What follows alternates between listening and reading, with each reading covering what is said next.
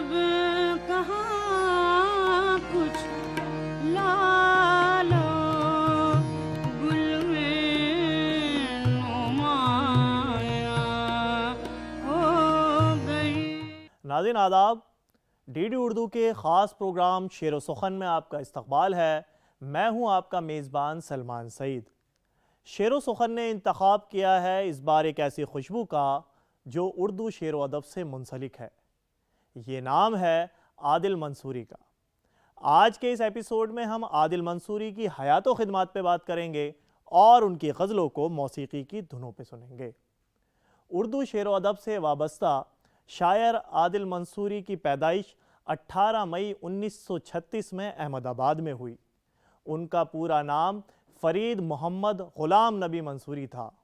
वो एक मशहूर शायर, मारूफ ड्रामा निगार और मकबूल मुसन्निफ़ हैं। उनकी तख्लीक़ात कई ज़बानों में है। क्योंकि उनका ताल्लुक़ गुजरात से है, इसलिए उनकी तख्लीक़ात उर्दू, हिंदी के अलावा गुजराती में भी मौजूद है। जहाँ तक उनकी तालीम का सवाल है, उन्होंने अपनी इब्तिदाई तालीम अहमदाबाद से हासिल की और आला तालीम कराची से मुकम्मल की। आइए नाजरीन, मज़ीद जानकारी के लिए एक्सपर्ट को सुनते हैं। आदिल मंसूरी का ताल्लुक़ अहमदाबाद गुजरात से है। 18 मई 1936 को अहमदाबाद में इनकी विलादत हुई और 6 नवंबर 2006 में रुखसत। आदिल मंसूरी जदीदियत के उन बुनियाद गुज़ार शुअरा में शामिल हैं जिनका तारुफ़ 1968 में शम्सुर रहमान फ़ारूक़ी की मुरत्तब करदा किताब नए नाम, जिसमें उनके शरीक मुरत्तिब थे हामिद हुसैन हामिद, उस नए नाम के ज़रिए उर्दू की अदबी दुनिया से तारुफ़ हुआ आदिल मंसूरी का। आदिल मंसूरी के कुल्लियात का नाम है हश्र की सुबह दरख्शां हो, जो उनकी एक मारूफ नज़्म हश्र की सुबह दरख्शां हो मकाम महमूद से लिया गया है। शम्सुर रहमान फ़ारूक़ी ने आदिल मंसूरी के बारे में लिखा है कि आदिल मंसूरी हमारे सबसे ज़्यादा बाहिम्मत, मुहिमजू और ताज़ाकार शायर हैं।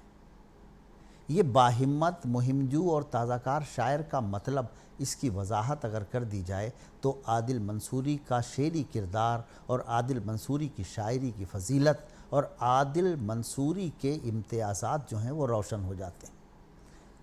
हमें मालूम है कि जदीदियत का जो रुझान वो तरक्की पसंद अदबी तहरीक के रद्द-ए-अमल के तौर पर आया, तो तरक्की पसंदों ने जो तरीक़ाकार अपनाया, तरक्की पसंदों का तरीक़ाकार भी यही था कि वो अपने माज़ी को रद्द करके आगे बढ़ना चाहते थे। उन्होंने माज़ी की रवायतों से उन पर फरसूदगी का, उन पर बोसीदगी का, उन पर क़दामत का इल्ज़ाम लगाया और उनको रद्द किया। जदीदियों को भी अपने तौर पर कायम होना था, इसलिए उन्होंने तरक्की पसंदों के मुकाबले भी जिस हिम्मत का और जिस मुहिम जूई का और जिस ताज़ा कारी का सबूत फ़राहम किया, वो उनके इस्तिआरों, वो उनकी तशबीहात, वो उनकी अलामतों और वो उनके इजहारात की मुख्तलिफ़ सूरतों में नुमायाँ होते हैं। जदीद शायरी का इम्तियाज़ ही ये है कि उसने ऐसे इलाक़ों में और ऐसी जहतों में अपने तफ़हुस अल्फाज और अपनी तलाश और अपनी तख्लीक़ी हुनरमंदी का इजहार किया और सबूत दिया कि जो पहले कहीं मौजूद ही नहीं था। आशिक थे पुराने जो शहर में शराब के, हैं उनके दिल में वसवसे अब एहतिसाब के। आइए नाजरीन, इस खूबसूरत गज़ल को मौसीकी की धुनों पे सुनते हैं, जिसको ख़ास तौर से सजाया है डीडी उर्दू ने सिर्फ आपके लिए, और महजूज होते हैं।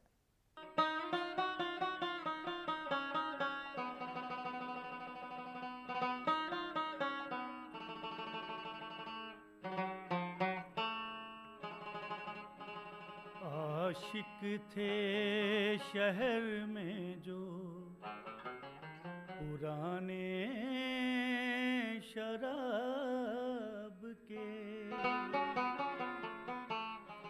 आशिक थे शहर में जो पुराने शराब के, आशिक थे शहर में जो पुराने शराब के, है उनके दिल में बस बसे अब एहतिसाब के,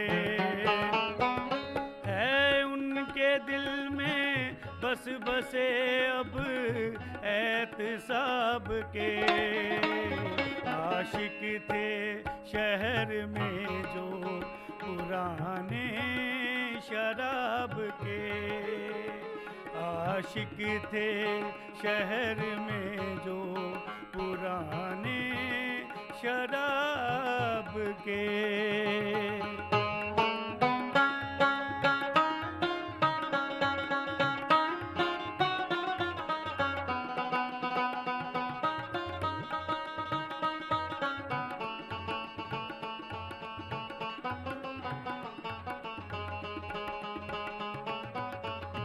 जो तुम्हारे हाथ से आकर निकल गया, वो जो तुम्हारे हाथ से, वो जो तुम्हारे हाथ से आकर निकल गया,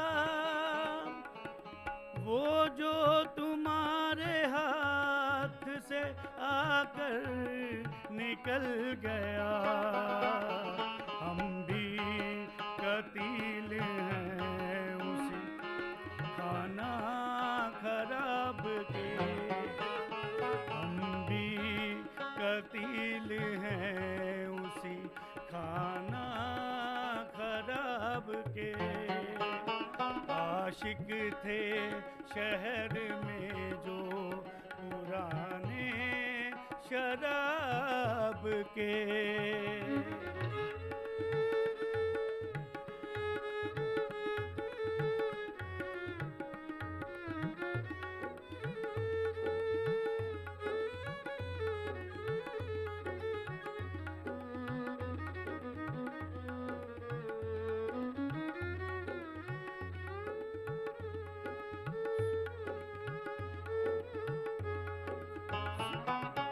सोए तो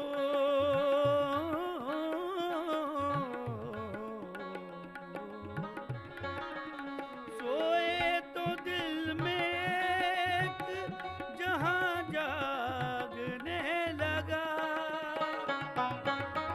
सोए तो दिल में एक जहां जागने लगा, जागे तो अपनी आँख में जाले थे ख्वाब के, जागे तो अपनी आँख में जाले थे ख्वाब के, आशिक थे शहर में जो पुराने शराब के।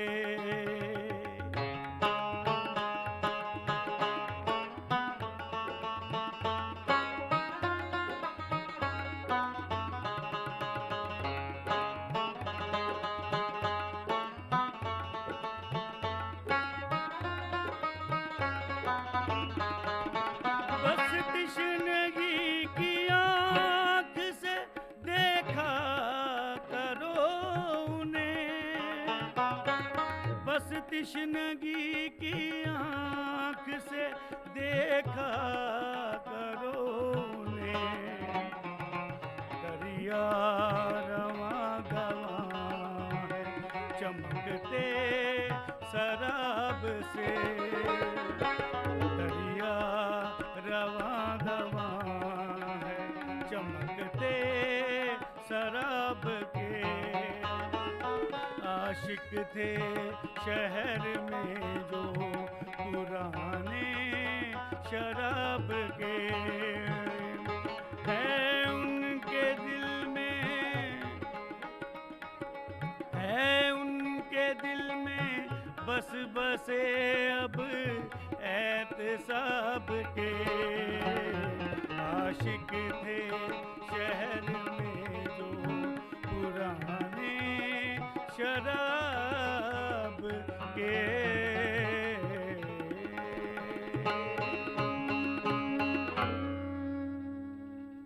बिस्मिल के तड़पने की अदाओं में नशा था, मैं हाथ में तलवार लिए झूम रहा था। नाजरीन, जब हम आदिल मंसूरी की शायरी पे बात करते हैं और उनकी शायरी का मुताला करते हैं तो हमें पता चलता है उनकी शायरी में मज़हब है, समाज है और तारीख़ है। यही वजह है कि उनकी शायरी मौजू के एतबार से पुरअसर है। नाजरीन, आदिल मंसूरी ने उर्दू शेर व अदब की बहुत से असनाफ़ पे तब आज़माई की, लेकिन उनकी शोहरत नज़मों के हवाले से है। उनकी बहुत सी नज़में ऐसी हैं जो हिंदुस्तान और हिंदुस्तान के बाहर बहुत मकबूल हुई। उनकी नज़मों में बला की कैफियत है जो सामाईन को उनसे जोड़ती है। और अगर उनकी शायरी और उनकी नज़मों की ज़बान की बात की जाए तो ज़बान बेहद सादा और सलीस है। वो उर्दू और फ़ारसी के मुश्किल अल्फाज से गुरेज करते हुए नज़र आते हैं। हश्र की सुबह दरख्शां हो, ये एक नातिया नज़्म है।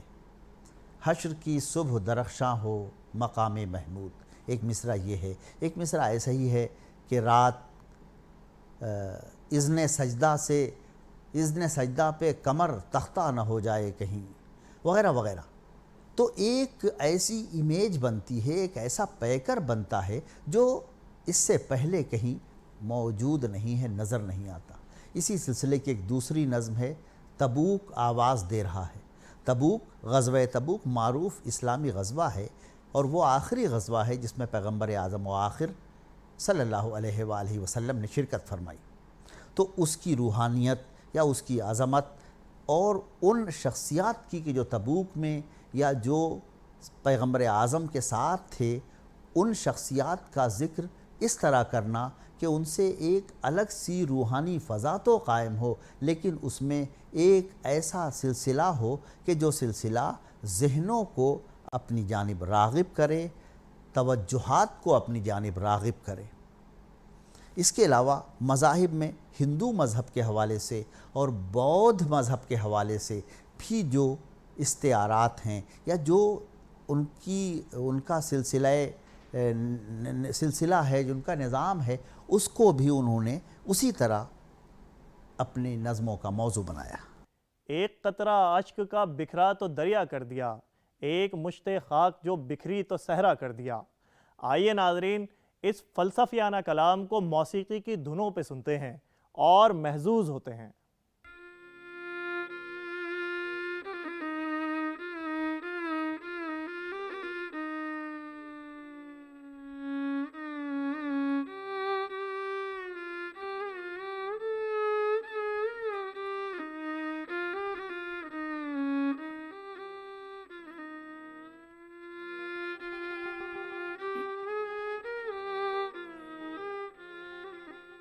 एक कतरा आश्क का छलका तो दरिया कर दिया। एक कतरा आश्क का छलका तो दरिया कर दिया। एक मुश्त के खाक जो, एक मुश्त के खाक जो बिखरी तो सहरा कर दिया। एक कतरा आश्क का छलका तो दरिया कर दिया।